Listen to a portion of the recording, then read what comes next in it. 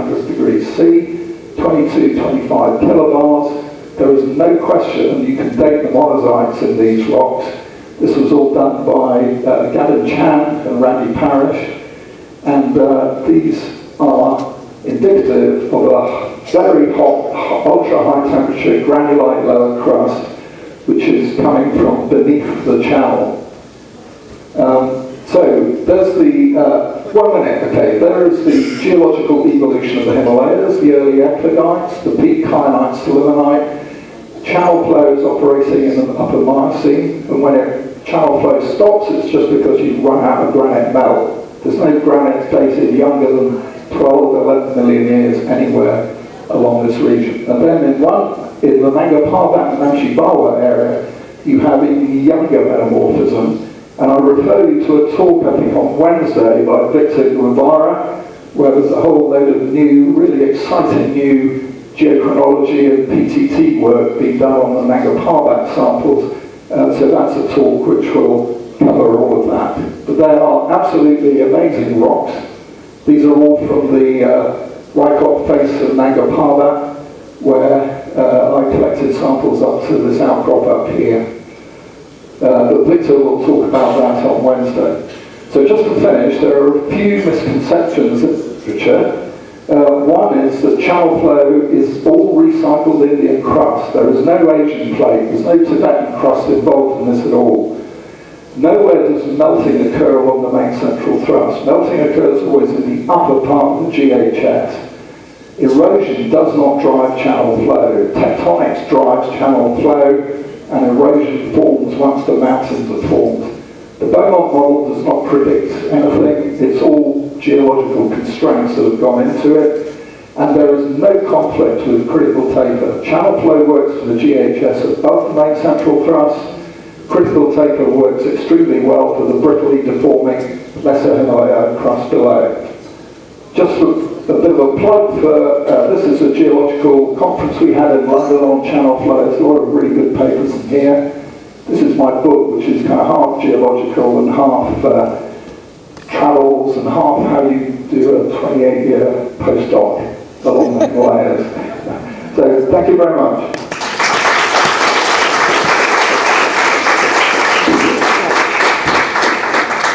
Questions for Mike? Erwin? Thank you for an excellent talk, Mike. Okay, so there are also opponents to channel flow. Say channel flow does not work. Yeah.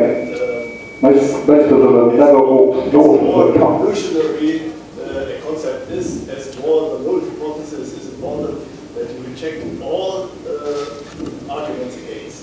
So what would you reply to somebody who comments that this does not work?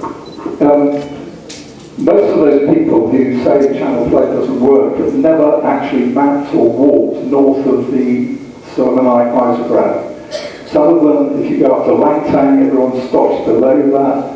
If you go up the Modi Kola, you don't see much in terms of channel flow. If you go to Everest, it's absolutely crystal clear. You've got 20 kilometre thickness of partially molten magnetite, bounded by 100 plus kilometre normal fault at the top, bounded by 100 plus kilometre offset thrust at the base. Geological mapping, you cannot argue against it. It just doesn't work. And the people that argue against it are mostly people who've never been to the Luke granite zone. You have to go right up to the high part of the Himalayas. This region up here is all that's all Luke granite forming, that's Makalu and Barutsi, and all of this is the cordierite granite. Very few geologists go up there. They go up trekking up the Modi Kola for 1 week and don't go high enough. Actually, in the Modi Kola there's very little granite. If you go up to Manaslu in the west, the Manaslu granite is about 5-6 kilometres thick, and it's made of a whole series of dikes and sheets sitting above the ends, all the high-grade metamorphic rocks. So those people that don't like channel flow, they need to trek up to Everest Base Camp. We have time for one more question. Just a quick one. Michelle already raised his hand. Thank you, Mike, for an excellent presentation. Just I wanted to Now, where do you fit your eclogites here?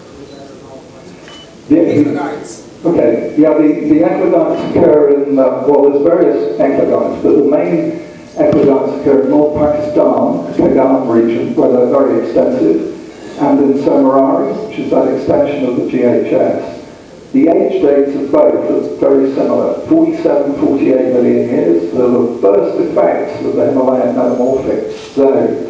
They are definitively Indian plate rocks. There's Ordovician granites around the eclogites in Somarari, which have been down to 100 kilometers. It's not just the eclogite, it's all the surrounding rocks. So most of the process are Proterozoic to Ordovician. Big Ordovician granites gone down there as well as the eclogites. Now we see exactly the same situation in Oman, so it's the final end product of the ophiolite abduction phase. But that leads, in the Himalayas, that leads directly onto the continental collision and the thickening kyanite siliconite grade metamorphism. Arun Valley. Arun Valley is different. Those are the thickened crust of Tibet, which are granulite to eclogite transition. The crust underneath the Arun Valley is getting on for 80 kilometers thick.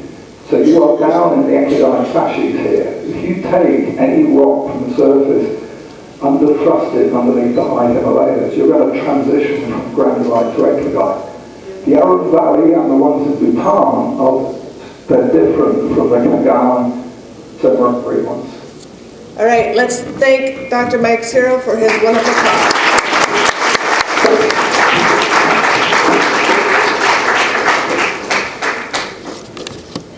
Thanks a lot, Professor Mike, for a wonderful presentation and your fascinating photographs, of course.